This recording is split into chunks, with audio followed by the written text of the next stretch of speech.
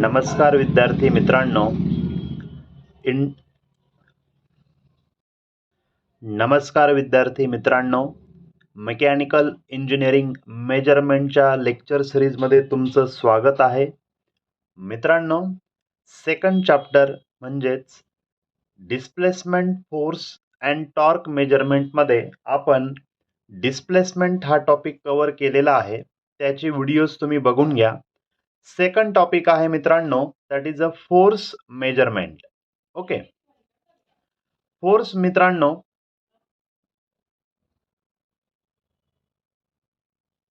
Measurement हे फार गरजेचं आहे. मित्रांनो, फोर्स मेजरमेंट बद्दल ऑलरेडी तुम्हाला माहित आहे की फोर्स मेजरमेंट इंडस्ट्रीमध्ये हे फार गरजेचं आहे. वेगवेगळ्या इंडस्ट्रियल ॲप्लिकेशनसाठी फोर्स मेजर करणं हे गरजेचं असतं. मित्रांनो, आपल्या या ठिकाणी आपण फोर्स मेजरमेंट शिकणार आहोत. याचाच अर्थ काय, या ठिकाणी आपण लोड किंवा वेट मेजरमेंट कसं केलं जातं हे पण या ठिकाणी कन्सिडर करणार आहोत. कारण मित्रांनो, ज्यावेळेस आपण लोड मेजर करतो किंवा वेट मेजर करतो, तर लोड आणि वेट हा सुद्धा एक टाईपचा फोर्स आहे. आणि लोड किंवा weight measurement is also a type of force measurement. मित्रांनो, मॅथमॅटिकल फॉर्म्युला सुद्धा तुम्हाला माहित आहे. Force is equal to mass into acceleration, आणि SI युनिटमध्ये आपण न्यूटनचा यासाठी वापर करत असतो. मित्रांनो, फोर्स लाच आपण दुसऱ्या पद्धतीने आपण डिफाइन करत असतो, ते म्हणजे force is a any cause that produces और स्टॉप और चेंजेस द मोशन. म्हणजेच काय, फोर्स ही अशी एक गोष्ट आहे की जी एखाद्या बॉडीमध्ये प्रोड्यूस करते. काय प्रोड्यूस करते, तर मोशन प्रोड्यूस करते, किंवा मोशन स्टॉप करते, किंवा मोशन चेंज करते. त्याची डिरेक्शन चेंज करते, मोशन चेंज करते. यालाच आपण काय म्हणतो, फोर्स असं म्हणतो. मित्रांनो, फोर्स मेजरमेंटसाठी मेकॅनिकल मेजरमेंट केलं जातं. फोर्स हा न्यूमॅटिक किंवा हायड्रॉलिक पद्धतीने सुद्धा मेजर केला जातो. परंतु मेकॅनिकल, न्यूमॅटिक अँड हायड्रॉलिक हे जे इन्स्ट्रुमेंट फोर्स मेजरमेंटसाठी वापरले जातात, हे यांची सेन्सिटिव्हिटी, ॲक्युरसी यासारख्या बऱ्याच कॅरेक्टरिस्टिक्सचा जर आपण विचार केला, तर ह्या इन्स्ट्रुमेंट ऐवजी फोर्स मेजरमेंटसाठी इलेक्ट्रिकल और इलेक्ट्रॉनिक इन्स्ट्रुमेंट जास्त प्रिफर केले जातात. मित्रांनो, जे इन्स्ट्रुमेंट फोर्स मेजरमेंटसाठी यूज केले जातात त्यांना आपण फोर्स ट्रान्सड्यूसर असं म्हणतो. मित्रांनो, आपण शिकलोय की ट्रान्सड्यूसर म्हणजे काय, जो one form of energy another form मध्ये कन्वर्ट करतो. मग फोर्स ट्रान्सड्यूसरचा अर्थ असा होतो की जो फोर्स ह्या एनर्जीचं कन्व्हर्जन दुसऱ्या कुठल्या एका एनर्जीमध्ये करत असतो, किंवा फोर्स ह्या मेकॅनिकल एनर्जीचं कन्व्हर्जन एखाद्या इलेक्ट्रिकल सिग्नलमध्ये किंवा इलेक्ट्रिकल फॉर्मॅटमध्ये किंवा इलेक्ट्रॉनिक्स आउटपुटमध्ये करत असतो. त्यालाच आपण फोर्स ट्रान्सड्यूसर असं म्हणतो. मित्रांनो, फोर्स मेजरमेंट बद्दल ही एक बेसिक माहिती या ठिकाणी मी तुम्हाला दिलेली आहे. आता आपण बघूया characteristics of force measurement. Characteristics of force measurement मध्ये मित्रांनो आपण या ठिकाणी एक ग्राफ प्लॉट करतोय. तर ग्राफ मित्रांनो ह्या पद्धतीने असेल, तो म्हणजे output of the instrument and x ॲक्सिसला आपण घेणारे फोर्स अप्लाइड. म्हणजे आपण किती फोर्स अप्लाय करतो आणि त्या बदल्यात फोर्स ट्रान्सड्यूसर म्हणजे तो फोर्स मेजरिंग डिव्हाइस आपल्याला किती आउटपुट देतोय, या दोन गोष्टींचा आपण या ठिकाणी ग्राफ प्लॉट करणार आहोत. मित्रांनो, जर तुम्ही लक्षात घ्या, आपण कॅरेक्टरिस्टिक्स ऑफ द इन्स्ट्रुमेंट शिकलेलो आहोत. जर माझा फोर्स इन्क्रीज होत असेल आणि त्याच प्रमाणामध्ये माझं आउटपुट सुद्धा इन्क्रीज होत असेल, तर ह्या टाईपचं इनपुट आणि आउटपुट, फोर्स अप्लाइड हे आपलं इनपुट असेल आणि इन्स्ट्रुमेंटचं रिडिंग हे आपलं आउटपुट असेल. हे दोघांमध्ये जर सेम इन्क्रीमेंट होत असेल, म्हणजे जेवढा फोर्स अप्लाय होतोय त्याच पद्धतीने आउटपुट मिळतंय, तर यालाच आपण लिनियरिटी असं म्हणतो. ओके, इनपुट आउटपुटची जी कॅरेक्टरिस्टिक्स असते त्याला आपण लिनियरिटी असं म्हणतो. आणि या ठिकाणी जर इन्स्ट्रुमेंट लिनियर असेल, तर या ठिकाणी आपण असं स्ट्रेट लाईन या ठिकाणी ड्रॉ करू शकतो. मित्रांनो, ही स्ट्रेट लाईन काय इंडिकेट करते की हे इन्स्ट्रुमेंट सध्या लिनियर कॅरेक्टरिस्टिक शो करतंय. जेवढं फोर्स अप्लाइड आपण वाढवतोय तेवढ्याच पद्धतीने आपलं आउटपुट सुद्धा वाढतंय. ओके, परंतु मित्रांनो, प्रत्येक वेळेस इन्स्ट्रुमेंट याच पद्धतीने रीडिंग देईल असं शक्य नाही. ओके, किंवा ज्यावेळेस मित्रांनो ही जी सेंटर लाईन आहे ज्याला आपण लिनियर लाईन असं म्हणतोय, या लिनियर लाईन पासून जर रीडिंग डेव्हिएट होत असेल, म्हणजे ह्या पद्धतीने जर रीडिंग येत असेल, सेंटर लाईन पासून जर रीडिंग आपलं बाहेर जात असेल, तर यालाच आपण नॉन लिनियर रीडिंग असं म्हणणार. ही जी straight line linear reading show करते, तर ही जी कर्व आहे ही नॉन लिनियर रीडिंग शो करते. मित्रांनो, फोर्स इन्क्रीज होत गेला तर या पद्धतीने जर नॉन लिनियर रीडिंग येत असेल तर याला आपण अप स्केल रीडिंग असं म्हणतो, कारण आता फोर्स आपण काय करतोय, वाढवत चाललोय.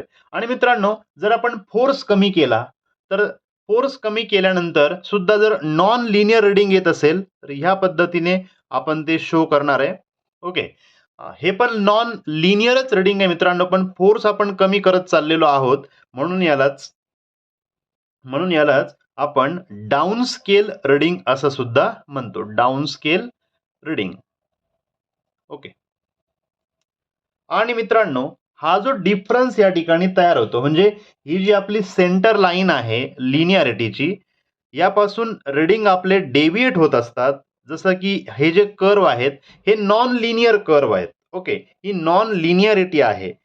हे जे रीडिंग या ठिकाणी डेव्हिएट होतात, या ठिकाणी यालाच हिस्टेरिसिस असं म्हटलं जातं. हा जो डिफरन्स तयार होतो मित्रांनो, या डिफरन्सलाच हिस्टेरिसिस असं म्हटलं जातं. तसंच ही सेंटर लाईन लिनियर आहे. ह्या लिनियर लाईन पासून हा जो डिफरन्स तयार होतो मित्रांनो, जसं की अप स्केल आणि डाऊन स्केल रीडिंगचा हा जो डिफरन्स तयार होतो, यालाच आपण नॉन लिनियरिटी असं सुद्धा म्हणतो. ओके, म्हणजे लिनियर सेंटर लाईन पेक्षा रीडिंग जे डेव्हिएट होतं, बाजूला जातं, त्याला आपण नॉन लिनियरिटी असं म्हणत असतो. मित्रांनो, एखाद्या इन्स्ट्रुमेंटची मॅक्झिमम मेजर करण्याची एक कपॅसिटी असते. एखादं इन्स्ट्रुमेंट मॅक्झिमम किती मेजरमेंट करू शकतं त्याची स्वतःची एक कपॅसिटी असते.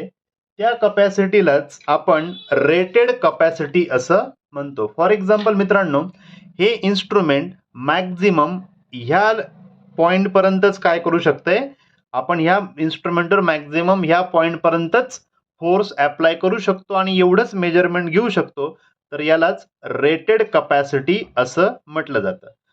म्हणजे मॅक्झिमम कपॅसिटी की ज्यावेळेस आपण रीडिंग घेऊ शकतो, मॅक्झिमम रीडिंग. रेटेड कपॅसिटीला ज्यावेळेस आपलं इन्स्ट्रुमेंटवरती आपण ज्यावेळेस इनपुट देतो मित्रांनो, त्यावेळेस जे आउटपुट आपल्याला मिळतं, मॅक्झिमम आउटपुट, त्याच आउटपुटला रेटेड आउटपुट असं म्हटलं जातं. मित्रांनो, या पद्धतीने आपण फोर्स मेजरमेंट सिस्टमच्या कॅरेक्टरिस्टिक्स या ठिकाणी समजून घेतल्या. पुढचा टॉपिक आहे मित्रांनो, creep curve for force transducer. Force transducer मी आत्ताच सांगितलं, फोर्स मेजरमेंटसाठी जेही इन्स्ट्रुमेंट आपण वापरतो त्यांना आपण फोर्स ट्रान्सड्यूसर असं म्हणतो. आणि त्या फोर्स ट्रान्सड्यूसरचा क्रीप कर्व काय असतो हे आता आपल्याला या ठिकाणी समजून घ्यायचं आहे. मित्रांनो, क्रीप कर्व या ठिकाणी आपलं आउटपुट अँड टाइम यांचा एक कर्व असतो, हे नेहमी लक्षात घ्या. The change of output with time. Okay, the change of output म्हणजे आपण वाय ॲक्सिसला घेतोय output, the change of output with time. या ठिकाणी आपण टाइम म्हणजे चेंज ऑफ आउटपुट आणि टाइम यांचा जो या ठिकाणी ग्राफ तयार होतो मित्रांनो, या ग्राफलाच क्रीप कर्व असं म्हणतात. मित्रांनो, या ठिकाणी आपण आता एक छोटंसं एक्झाम्पल घेऊया समजण्यासाठी. बघा, एक आपल्याकडे वेइंग मशीन आहे. वेइंग मशीन म्हणजे ज्यावरती आपण आपलं स्वतःचं वजन करू शकतो, वेट मेजर करण्याचं मशीन. मित्रांनो, ह्या मशीनवरती सपोज आपण या ठिकाणी 5 किलो एवढं वजन ठेवलेलं आहे. 5 किलो वजन ठेवल्यानंतर ते इन्स्ट्रुमेंट त्या ठिकाणी तुम्हाला 5 किलो दाखवतं. सुरुवातीला त्या मशीनवरती काही लोड नव्हता, म्हणजे मशीन 0 कंडिशनला होतं, 0 पोझिशनला होतं. जसा तुम्ही 5 किलो लोड त्यावरती ठेवला, तर 5 किलो लोड ठेवल्यानंतर मित्रांनो या इन्स्ट्रुमेंटने काय केलंय, काहीतरी आउटपुट शो केलं. ओके, हे आउटपुट शो केलं. 5 किलो वजन ठेवल्यानंतर 5 किलो त्याने दाखवलं. हे आउटपुट शो केलं. हेच मी या ठिकाणी दाखवलं मित्रांनो. बघा, पॉइंट ओ टू ए. ओ ए ही जी लाईन आहे ती काय सांगते की विथ टाइम, जसं जसं टाइम झालाय तसं तसं तुम्हाला आउटपुट मिळालेलं आहे. ही स्ट्रेट लाईन आउटपुट या ठिकाणी तुम्हाला मिळालेलं आहे. हा जो फोर्स मित्रांनो या ठिकाणी अप्लाय केला, या फोर्सला आपण F1 असं म्हणूया. आणि ज्या टायमिंगमध्ये आपल्याला या ठिकाणी हे आउटपुट मिळालंय त्या टायमिंगला आपण T1 असं म्हणूया. मित्रांनो, ही झाली पहिली कंडिशन. दुसरी कंडिशन आता लक्षात घ्या मित्रांनो. सपोज हा 5 किलो लोड आहे. या ठिकाणी मी आता 8 किलो लोड या ठिकाणी मी देणार आहे. 8 किलो लोड या ठिकाणी इन्स्ट्रुमेंटवरती देणार आहे. मित्रांनो, लक्षात घ्या, आता बऱ्याचदा फोर्स ट्रान्सड्यूसर म्हणजे हे फोर्स मेजरिंग डिव्हाइस कशा पद्धतीने रीडिंग देतात. आता 8 किलो ह्या मशीनवरती मी टाकल्यानंतर त्या मशीनने 8 किलो दाखवायला पाहिजे, परंतु 8 किलो रीडिंग दाखवण्यासाठी हा इन्स्ट्रुमेंट डायरेक्टली 8 किलो न दाखवता या ठिकाणी काही टाइम आपल्यासाठी या ठिकाणी तो घेतोय. म्हणजे काय होतं मित्रांनो, बघा, हा इन्स्ट्रुमेंट या ठिकाणी डायरेक्टली 8 किलो न दाखवता 5 नंतर तो 6, 7, 8 या पद्धतीने करत करत तुम्हाला 8 किलोचं रीडिंग दाखवतो. मग हा झाला आपला पॉइंट बी या ठिकाणी. आणि या ठिकाणी आपण जो फोर्स लावला होता मित्रांनो, तो फोर्स होता F2 म्हणजे 8 किलो. ओके मित्रांनो, यात सांगायचं एवढंच आहे की 5 किलो रीडिंग, 5 किलो ज्यावेळेस आपण वेट टाकलं त्यावेळेस 5 किलो दाखवलं. 8 किलो टाकल्यानंतर लगेच 8 किलो न दाखवता 5.1, 5.2, 5.3, 6, 5.5, 6 असं करत करत करत तो कुठपर्यंत गेला, 8 पर्यंत गेला. म्हणजेच काय केलं, एका सर्टन पिरियड नंतर, बघा, हा जो यासाठी लागणारा जो टाइम आहे मित्रांनो, हा आहे T2 टाइम. T1 ज्यावेळेस आपण बघितलं, T1 टाइम मध्ये इन्स्ट्रुमेंटने स्ट्रेट रीडिंग आपल्याला दिलं, परंतु एक सर्टन टाइम नंतर, एका विशिष्ट वेळेनंतर आपण पुन्हा फोर्स अप्लाय केला, तर त्यासाठी T2 टाइम एवढा लागला आपल्याला. डायरेक्ट रीडिंग न देता आपल्याला काही वेळ या ठिकाणी लागलेला आहे. यालाच आपण क्रीप असं म्हणतो. हा जो पोर्शन आहे मित्रांनो, पॉइंट ए पासून बी पर्यंत, यालाच क्रीप असं म्हणतात. ज्यावेळेस आपण 0 टू ए, लक्षात घ्या मित्रांनो, आपण 0 टू ए ज्यावेळेस आपण लोड अप्लाय केला, ओके, लोड अप्लाय केला, त्यावेळेस नो क्रीप होतं. या ठिकाणी कुठल्याही पद्धतीचं क्रीपिंग झालं नाही. परंतु ए टू बी जी लाईन आहे ही आपल्याला या ठिकाणी क्रीप दाखवते. ओके, आता मित्रांनो,